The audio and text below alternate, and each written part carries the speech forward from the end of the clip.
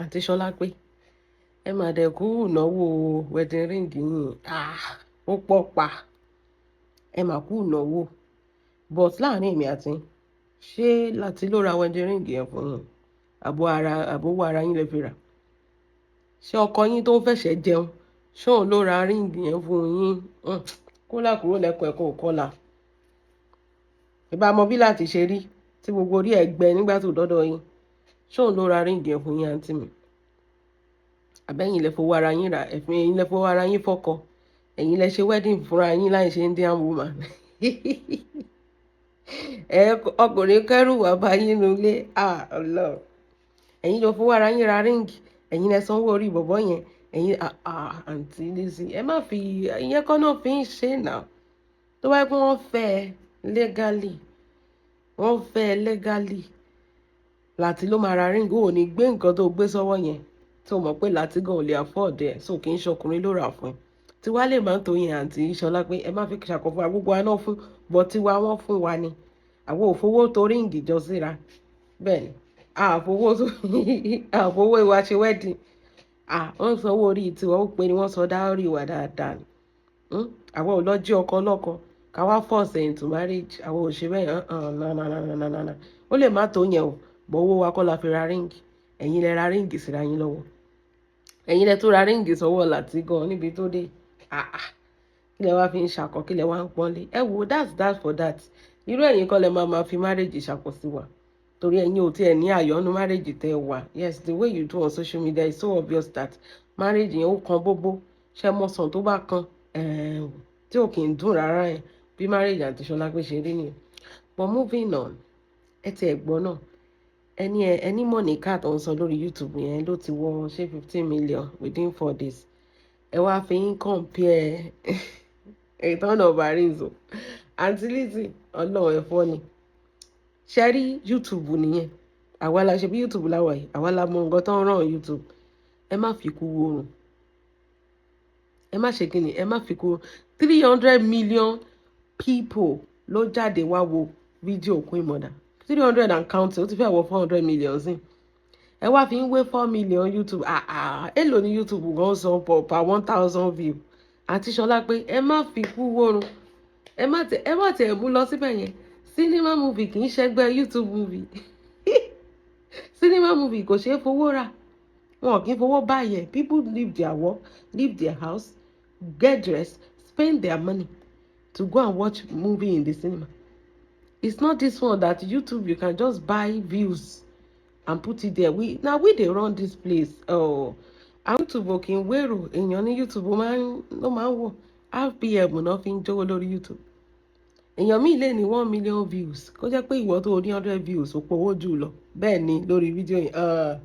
Na here we dey run am it's not by view lórí YouTube RPM ẹ lọ Google tó ń sọ nǹkan ló má tàjù. Ẹ wá lọ́wọ́ fi cinema movie 300 million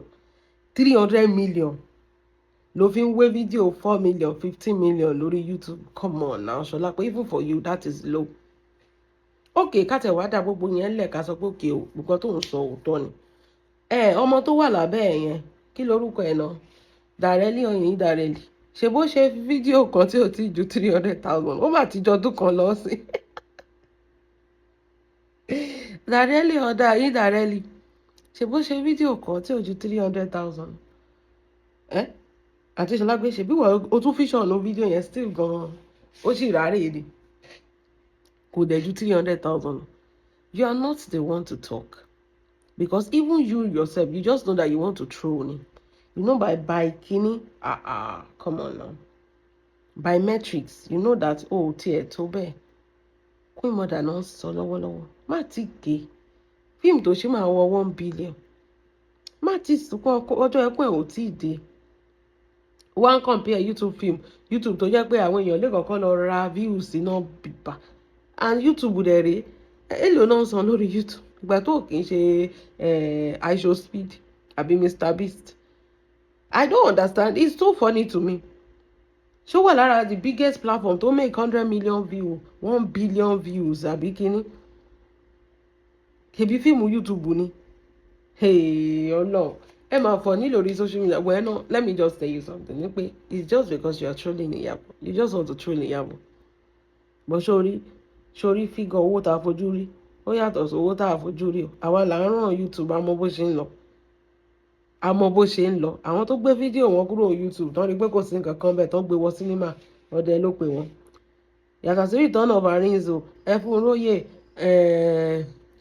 fíìmù kìíní behind the scene gbogbo fíìmù gbogbo tó jáde gbogbo December yìí alákàdá àti bẹ́ẹ̀ lọ tán gbé fíìmù kúrò nínú YouTube tán gbé lọ sinimá wéré ló pè wọ́n.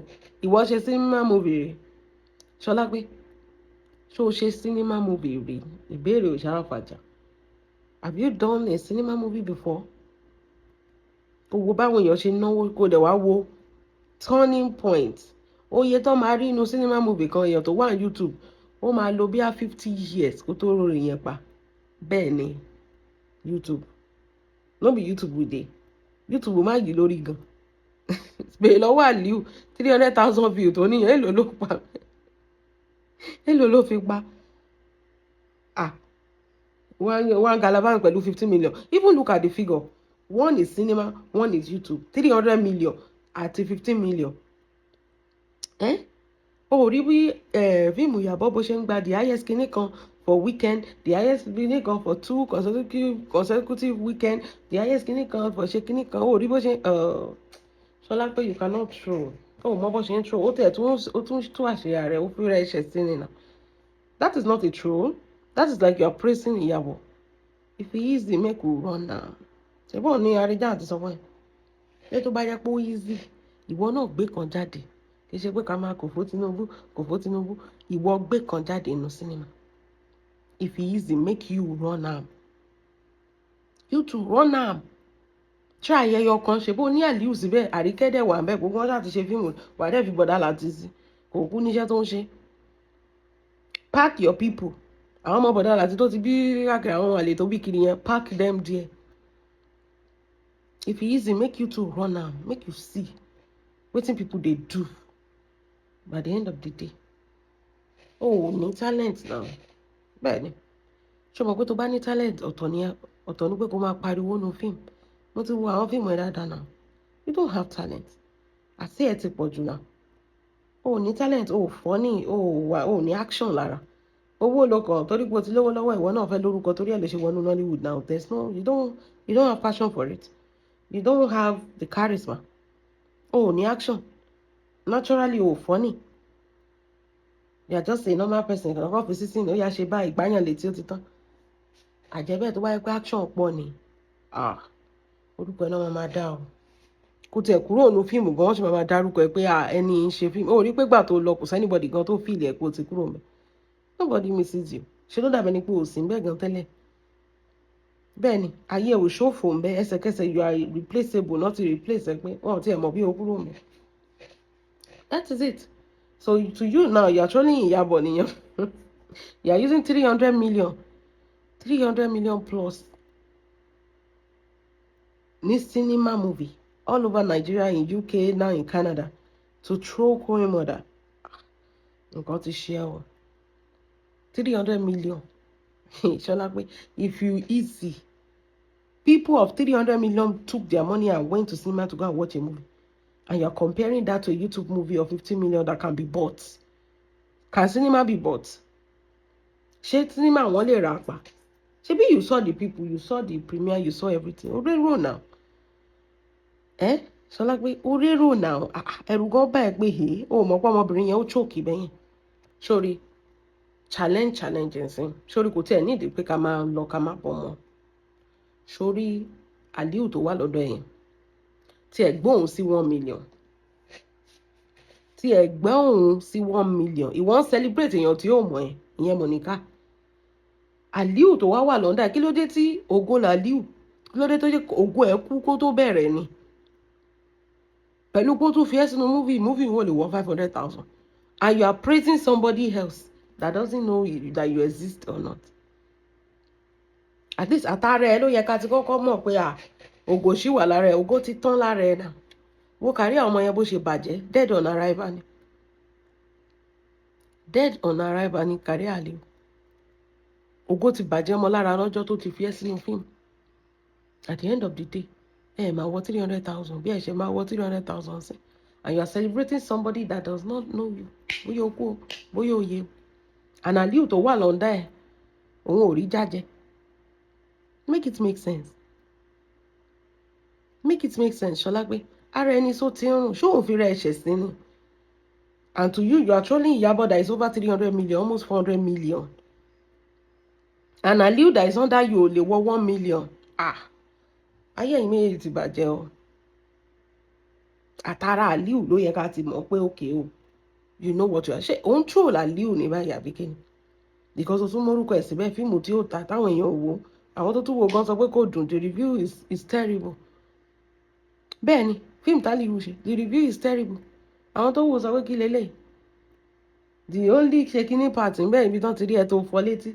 So ṣé ìyẹn wá ní ta ni ò lè jẹ̀fọ́ tí ta ni ò lè fọyán létí? Nǹkan tó simple jù láti ṣe. Sórí Ṣọlápé, the problem is you are jealous of how Iyabo is doing it. Sórí ibi tí Iyabo délé ni ìwọ ló rò pé ó máa wà ńbẹ̀. But ó máa ń gbàgbé kíní kan pé Ọlọ́run ọba ò kì í ṣèyàn. Ọlọ́run ọba ò kì í ṣe kíni kì í ṣèyàn. O understand the concept yẹn. Sórí ilé ayé gbẹgẹ́ gan. Ilé ayé bíntín ilé ayé. Gbogbo ọ̀ka tó ti ṣe sáwọn colleague ẹ nínú Nollywood kó tó di pé o kúrò ńbẹ̀. O rò pé àbó ṣe máa lọ nìyẹn, wọn lè ní nǹkan kan. Ó wá dọjọ́ tèmi, the table turn around. Ọlọ́run yí ìgbà wọn padà. Ibi tó o fi wọ́n sílẹ̀ sí kan ló ti bá wọn. Ìwọ ló wá jókòó bí eléni ni. Ìwọ tó ò tí múra ẹ débi kan ló wá jókòó bí eléni ni. Tó wá sọ pé ó kù bí tán máa gbé gbà níwájú Ọlọ́run ọba. Ọlọ́run tó mú wọn débẹ̀ kò mọ̀, ó ti mọ̀ náà wípé irú ìwọ wàá jókòó. Torí ẹ̀ ló ṣe render ẹ useless. Ó sọ ẹ́ dìdàkudà ni. Ọlọ́run bá sọ ẹ́ dìdàkudà lójú ọmọ aráyé ni. Ìwọ tó sọ pé o fẹ́ wo ibi téèyàn kan máa gbé gbà. Iyabo is a global icon. Ṣọlápé, you are just a mad woman from Idumota. You are just a thief. Olè tó lọ jalè nínú Idumota. You are a nobody. Queen Mother is an icon. International. Orí. Tẹ́ bá sọ pé Nàìjíríà wọ́n rèrò ni. Ṣé UK wọ́n tún rèrò náà ni? Ibo ni Queen Mother ò dé tíbẹ̀ ò choke. Ṣé wọ́n tún rèrò UK náà? Àbí wọ́n kérò sí sinimá? Kò sí nǹkan kan tó lè ṣe. Gbà forí lórí ọ̀rọ̀ Ìyábọ̀ Òjó.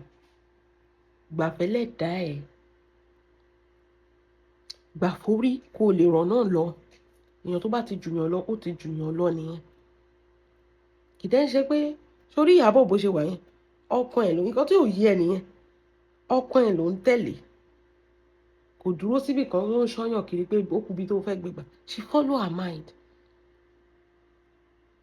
She follows her mind. She doesn't stay kó máa wò pé ẹ jẹ́ kí lọ bá tẹ́lẹ̀ jẹ́, ẹ jẹ́ lọ mú jẹ ilé. Ìwọ bó ṣe mú láti ọjọ́ yìí náà, ilẹ̀ pẹ̀pẹ̀ náà ló wà. Ó dìde. You did not rise. Ó dìde. Ó rí jájẹ. Discount náà wọ́n dẹ̀ rà náà. You are more useless than anything. O useless gan ju anything lórí social media. Anybody lè wọnú sí ẹ lára.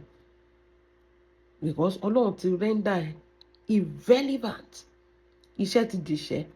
Gbogbo èèyàn ò recognize nǹkan tó sórí.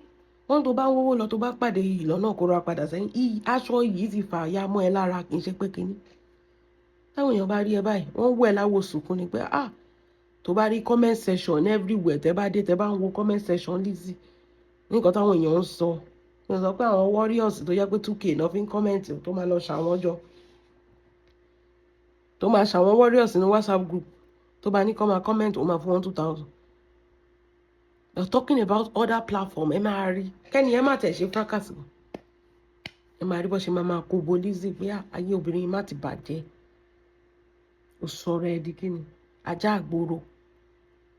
Ìwọ ló wá compare 300 million of physical people to 10 million of YouTube that can be bought. Ṣé 300 million of physical money o lè compare sí RPM YouTube ni? Awala wà ń bí àmọ́ nǹkan tá à ń sọ sẹ́. Ṣé o lè fi ẹ má tiẹ̀ fi kú wòrun. èèyàn tó yẹ kókè tí Monica tó wáyé pé fíìmù tó ṣe kinní kò yẹ kó gbé sórí tó yẹ kó gbé sí kinní tẹ́mi ẹ̀ bá gbé ṣó lówó ni. na money dey speak, na money dey run things. ṣó lówó ni, owó náà máa fi gbé fíìmù sí kinní.